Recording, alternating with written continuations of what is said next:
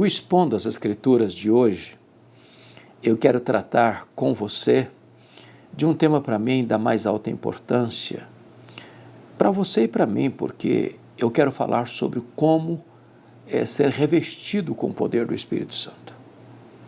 É uma necessidade minha e sua também. É o desejo mais intenso do nosso coração. É sermos plenos do Espírito Santo e recebermos a capacitação do poder do Espírito Santo. E Paulo trata deste assunto na sua oração, registrada na carta aos Efésios, no capítulo 3, versos 14 a 21. Paulo já vem tratando da obra do Espírito Santo nesta carta, quando ele fala do poder que ressuscitou Jesus dentre os mortos, a suprema grandeza do poder de Deus que está à nossa disposição. E esse poder é o poder do Espírito Santo. Ainda no capítulo 1 ele fala de que aquele que crê, ele recebe o selo do Espírito Santo e o penhor do Espírito Santo. E agora Paulo vai mencionar esta verdade gloriosa de que você e eu precisamos da capacitação do Espírito Santo. Não podemos viver fiados em nossa força, não podemos caminhar com as nossas próprias pernas, sem o revestimento do poder do Espírito Santo. Nós precisamos desse poder. Então eu quero aqui, neste programa, nessa oportunidade, expor para você esse texto sublime desta carta, que é considerada a rainha das cartas de Paulo. Paulo está preso em Roma, na sua primeira prisão, quando escreve esta epístola à igreja de Éfeso, e aqui ele vai mostrar para nós, no capítulo 3, o grande mistério oculto das gerações, mas agora revelado, e esse mistério é que o propósito de Deus era juntar, unir judeus e gentios no mesmo corpo, o corpo de Cristo, a igreja do Deus vivo. A igreja de Deus não é uma igreja de uma etnia apenas. Ela não é composta apenas de judeus, mas de judeus e gentios. Não importa que raça, não importa a cor da pele, não importa a cultura, não importa a condição social, não importa a geografia, todo aquele que crê no Senhor Jesus faz parte da família de Deus, é membro da igreja de Deus, faz parte do grande rebanho de Cristo. E é isso que Paulo vai tratar com a gente aqui nesse texto. E eu vou lendo, na medida que eu for lendo, nós vamos fazer essa exposição. Se você puder pegar uma Bíblia e acompanhar, tanto melhor, para nós avançarmos bem na exposição desta palavra, desta mensagem. Então, capítulo 3 de Efésios, versículo 14, Paulo diz: por esta causa, eu me ponho de joelhos diante do Pai. Que causa ele está falando? Qual é o assunto que ele está tratando? Ele vem exatamente no texto precedente, mostrando o grande mistério revelado, que é a igreja composta de todas as raças, de todos os povos, de todas as etnias, de todas as cores, de todos os matizes, de todas as culturas, de todas as procedências geográficas, de todos os componentes da história. Deus tem um só povo, Deus tem uma só família, Deus tem uma só igreja, Deus tem um só rebanho, e este é formado de todos aqueles que creem no Senhor Jesus, que Ele comprou com o seu sangue, os que procedem de toda a tribo, raça, povo, língua e nação. E ele diz assim: de quem toma o nome toda a família, tanto no céu como sobre a terra. Ou seja, ele está falando de duas igrejas aqui, da igreja militante e da igreja triunfante, da igreja que milita na terra e da igreja que está glorificada no céu. Do Pai, esta igreja toma o seu nome. Ou seja, Deus o Pai é a nossa identidade, Ele é a nossa referência, nós pertencemos a Ele, somos filhos dEle, adotados na família dEle, nós temos Jesus como nosso irmão maior, nosso irmão primogênito, e desta maneira, tanto aqueles que já partiram estão na glória, como aqueles que ainda estão aqui militando, todos nós tomamos como referência da nossa vida a pessoa de Deus Pai. E ele diz no verso 16 assim: para que, segundo a riqueza da sua glória, vos conceda que sejais fortalecidos com poder, mediante o seu Espírito no homem interior. O que ele está fazendo aqui é um pedido muito ousado. Ele está pedindo que Deus, segundo a riqueza da sua glória, nos conceda isso, o que ele vai pedir. E a glória de Deus é a somatória de todos os atributos de Deus. A glória de Deus não é um atributo, mas a soma de todos eles. É como se Paulo estivesse pedindo: Deus, tudo quanto tens, tudo quanto és, na expressão máxima do teu ser, responda o meu pedido, responda a minha oração, atenda o meu clamor. Para que sejais, e qual é o pedido? Para que sejais fortalecidos com poder. Nós somos muito fracos, nós não ficamos nem de pés corados no bordão da autoconfiança. Nós temos imensas e intransponíveis limitações. Nós não podemos viver vitoriosamente neste mundo caído, neste mundo posto no maligno, neste mundo que odeia a verdade, neste mundo que persegue o cristão porque persegue a Cristo. Nós não podemos viver sem esta capacitação de poder. Precisamos desse poder. Esse poder não emana da terra, ele procede do céu. Ele não vem dos homens, ele é dado pelo Espírito Santo de Deus. E Paulo está pedindo para que Deus use todo o seu ser para atender a este clamor, para que a igreja, você e eu, sejamos revestidos com esse poder. Como assim? Ele diz: mediante o seu Espírito. O poder vem do Espírito Santo. Ele é a fonte desse poder. Aliás, foi o próprio Jesus quem disse aos seus discípulos, depois que ressuscitou: permanecei na cidade de Jerusalém, até que do alto sejais revestidos de poder. E ele disse ainda: mas recebereis poder ao descer sobre vós o Espírito Santo, e sereis minhas testemunhas em Jerusalém, em toda a Judeia, Samaria, até os confins da terra. Nós não podemos trabalhar com eficácia, nós não podemos viver em santidade, a não ser que nós sejamos revestidos com o poder mediante o seu Espírito. Onde? No homem interior. Não é nada espalhafatoso, não é nada espetaculoso, não é uma espiritualidade cênica, é no homem interior. Esse poder tem a ver com o caráter, com o fruto do Espírito, com a nova vida, com o testemunho do Evangelho, com as suas relações múltiplas, interpessoais, intrapessoal.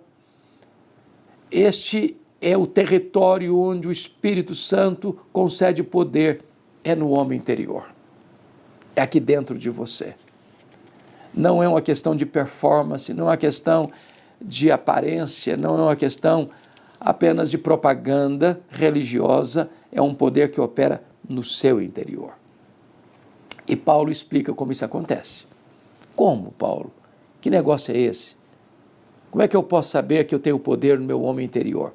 Ele diz assim: e assim habite Cristo no vosso coração pela fé. Então vamos entender isso aqui porque é fundamental. Uma vida revestida com o poder do Espírito Santo é uma vida cristocêntrica. J.I. Packer, no seu livro A Dinâmica do Espírito, disse que o ministério do Espírito Santo é o ministério do holofote. Você quer saber se uma pessoa está cheia do Espírito Santo? Veja se ela tem Cristo no centro da sua vida. O Espírito Santo veio glorificar Cristo. Então, como é que uma pessoa está cheia do Espírito Santo? Qual é a evidência disso? Como se revela isso?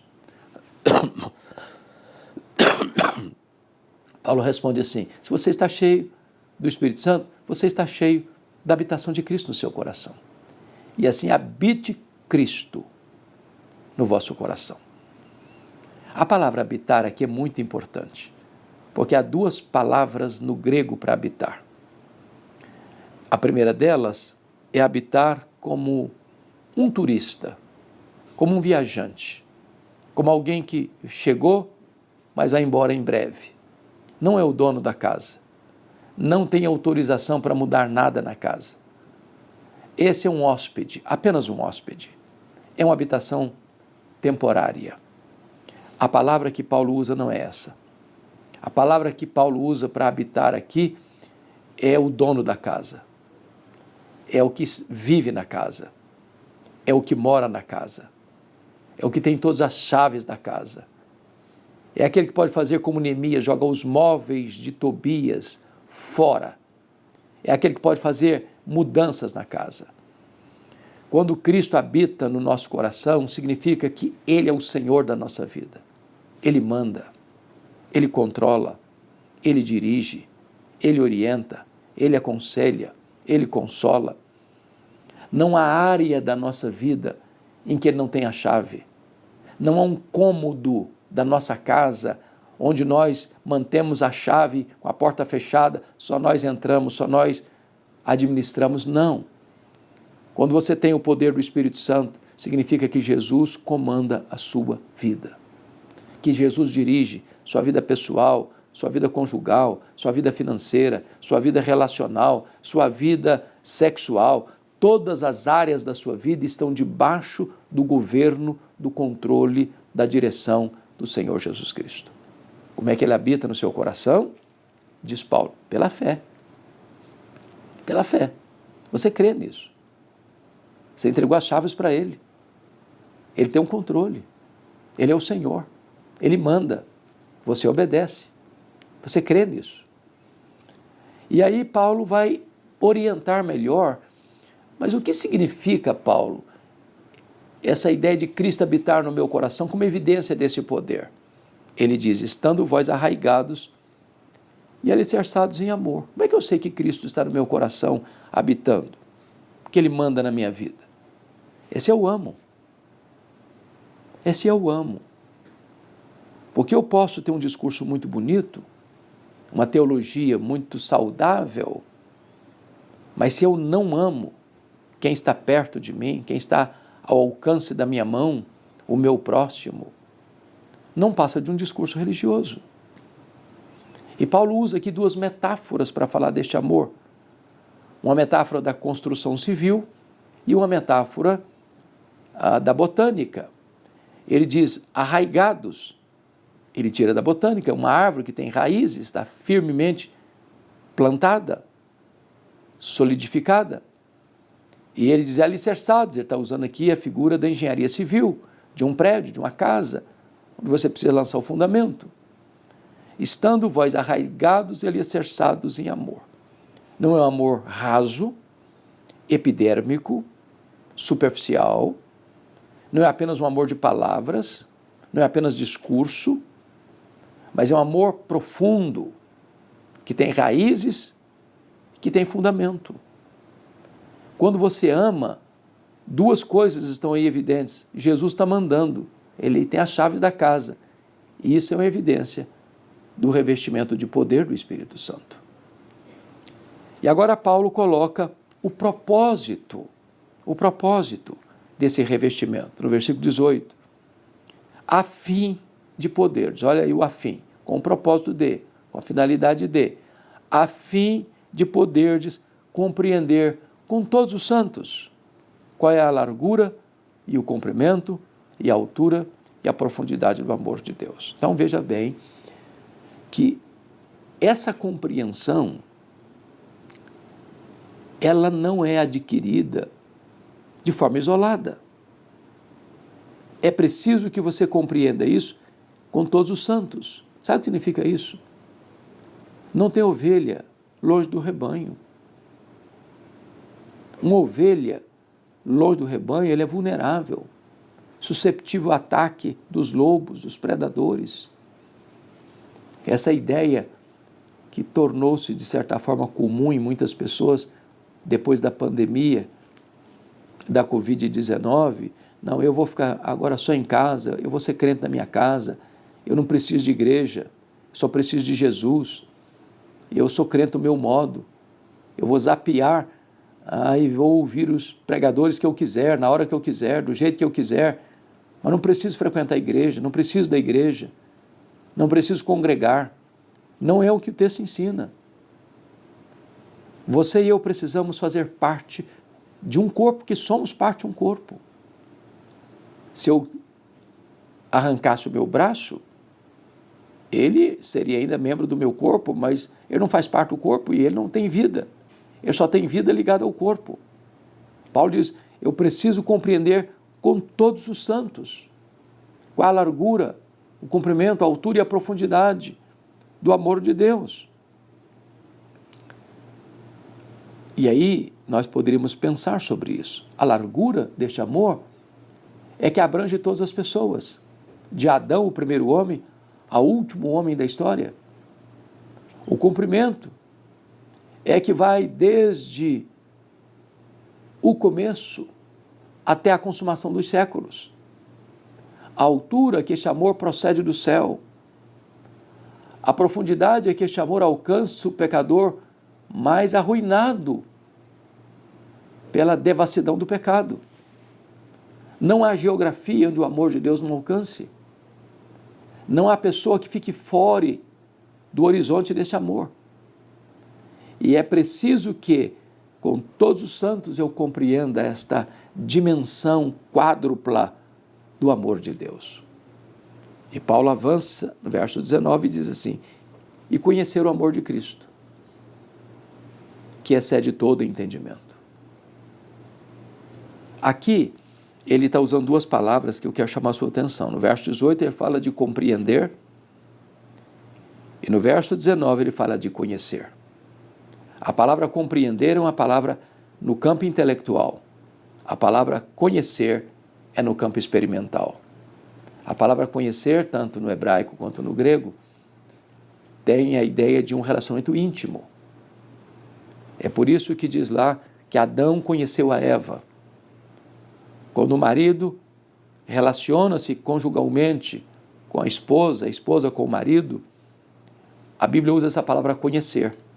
É mais do que ter informação, é ter relacionamento. E conhecer, então, o amor de Cristo é experimentar esse amor. É beber desta fonte. É usufruir desta intimidade. É desfrutar desta relação pessoal com o Senhor. E o próprio Jesus disse, se alguém tem sede, venha a mim e beba. Quem crer em mim, como diz a Escritura, do seu interior fluirão rios de água viva. Eu poderia ser um químico que teria uma tese de doutorado sobre H2O, os elementos da água, e ainda morrer de sede à beira de um rio.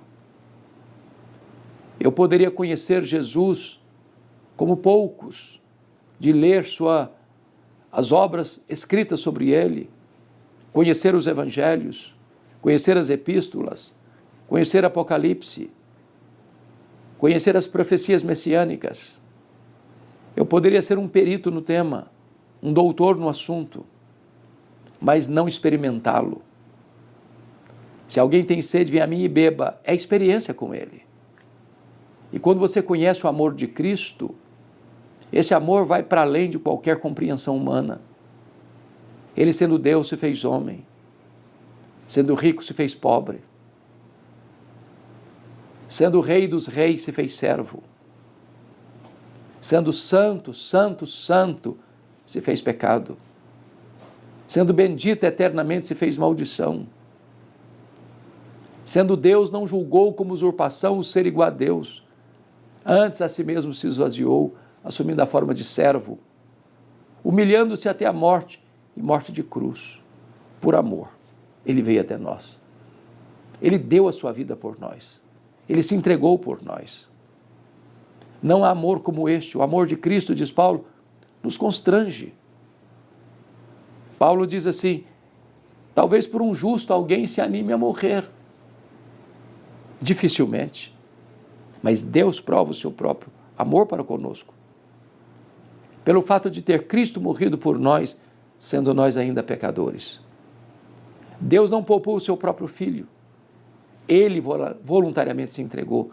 Esse amor maiúsculo, superlativo, eterno, sacrificial, perseverante, amor singular, o amor de Cristo que excede todo entendimento.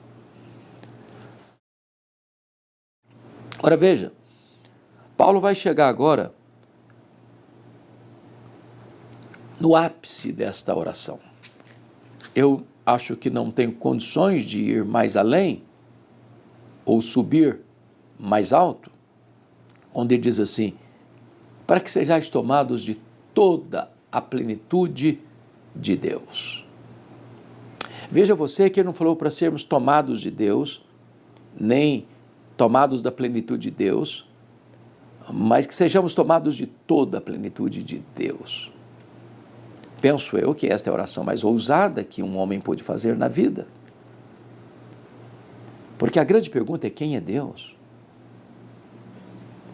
E só para citar os atributos que só Deus os tem, os atributos incomunicáveis de Deus, nós diríamos, Deus é autoexistente, Deus é imenso, Deus é infinito, Deus é eterno, Deus é imutável, Deus é onipotente, Deus é onipresente, Deus é onisciente, Deus é transcendente, Deus é soberano, Deus é maior do que tudo quanto Ele criou.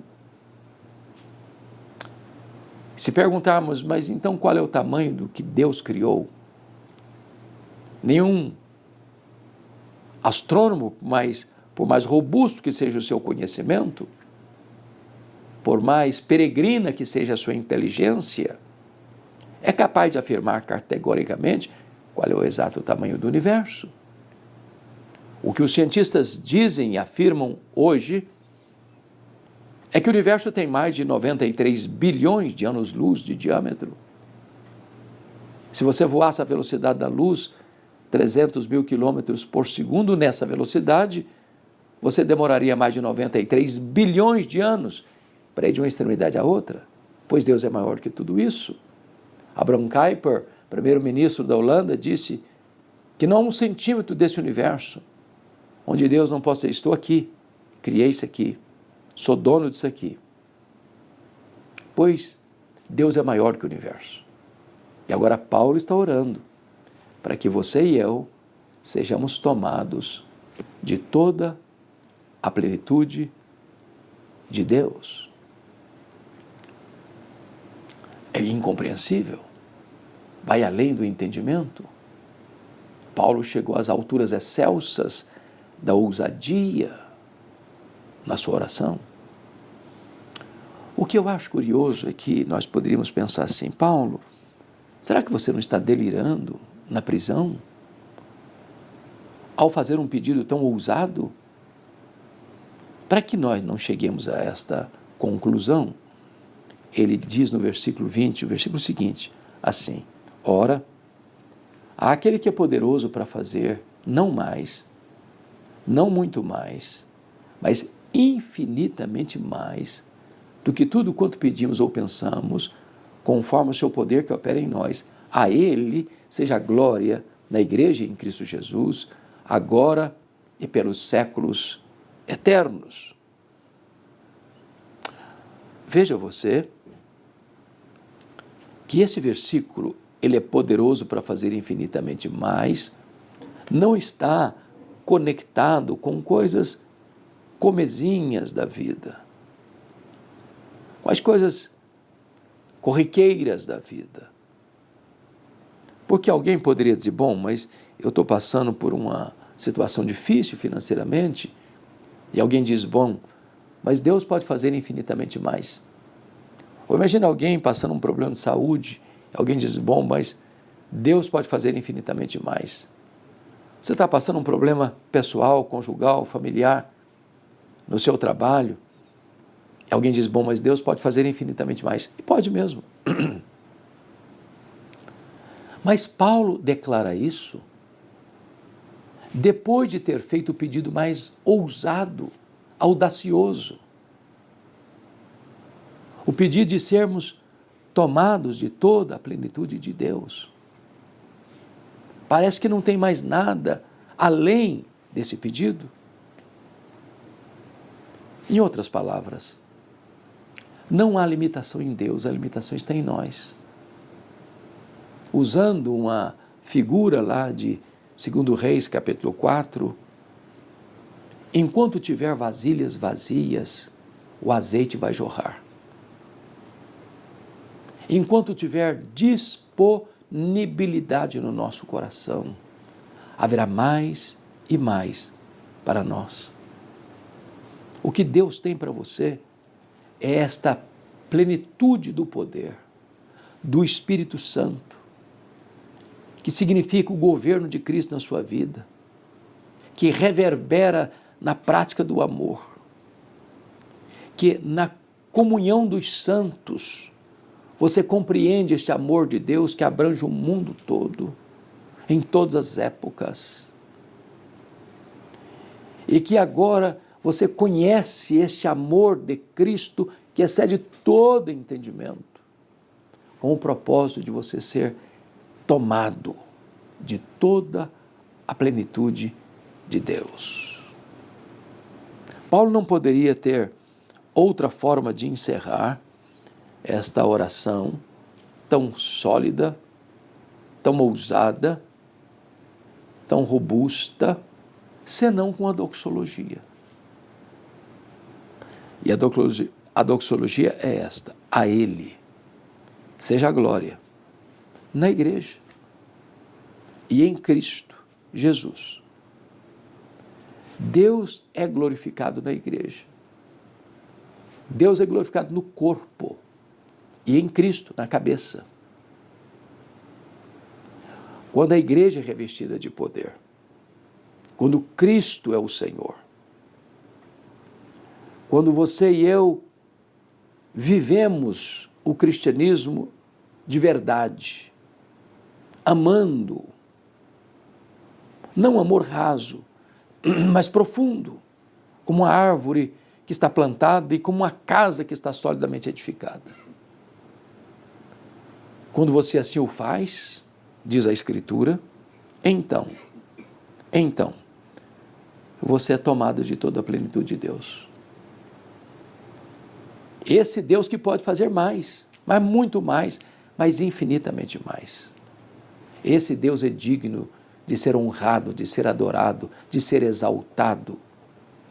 Este Deus é digno de receber a glória na igreja e em Cristo, no corpo e na cabeça. E aí, ele diz, por todas as gerações. Não há geração que não seja alcançada pelo entendimento desta verdade, que não deva estar incluída nessa doxologia, neste clamor, mas não só agora, no tempo, mas por todo o sempre, por toda a eternidade. E é desta maneira que ele encerra esta oração com um sonoro amém. Amém, amém e amém. A pergunta que eu lhe faço: você tem experimentado esse revestimento de poder? Quantas pessoas acham que esse poder é esquisitices espirituais? Quantas pessoas que pensam que esse poder é uma extravagância espiritual? Quantas pessoas que hoje fazem propaganda desse poder, chamando atenção para si mesmo, acendendo as luzes da ribalta sobre si mesmos, se autopromovendo, fazendo propaganda de uma espiritualidade que não tem e de milagres que não aconteceram. Mas você e eu precisamos desse poder do Espírito Santo aqui dentro do nosso coração. Precisamos desse poder que retrate Jesus governando a nossa vida, habitando como Senhor da casa, que tem todas as chaves da nossa vida. Precisamos desse poder para que a nossa vida expresse este amor verdadeiro, genuíno, não apenas de discurso religioso, mas de fato e de verdade. Precisamos desse poder para estarmos juntos com todos os santos, o corpo de Cristo, que não levanta muros, mas constrói pontes, que não olha o irmão de uma outra denominação com desdém, com desprezo, com preconceito. Mas se estamos em Cristo, alcançados pela graça de Deus, firmados na verdade de Deus, então nós fazemos parte do corpo, da igreja, da família, do rebanho. Então todos nós juntos vamos compreender com mais clareza este amor de Deus, que tem largura, que tem comprimento, que tem altura, que tem profundidade. E vamos então conhecer o amor de Cristo, que excede todo entendimento, que está para além de qualquer compreensão humana, a fim de sermos tomados de toda a plenitude de Deus. Como se cada poro do nosso corpo exalasse a presença de Deus. Se a presença de Deus estivesse totalmente impregnada em nós. E nós vamos então ser tomados por esta bendita presença. O que vai nos levar, certamente, a uma compreensão de que para Deus não há limitação. E vamos fechar esta oração como Paulo, numa doxologia gloriosa e bendita, dando a Deus o Pai toda a glória, na igreja e em Cristo, em todas as gerações, agora e para sempre. A minha oração é que esta breve análise desse texto, que é tão rico, tão profundo, com implicações tão relevantes, possa ter abençoado o seu coração, trazido luz para a sua mente, trazido alegria para o seu coração, e que você possa viver na plenitude do poder do Espírito Santo de Deus. Deus abençoe sua vida, Deus abençoe seu coração. Um grande abraço.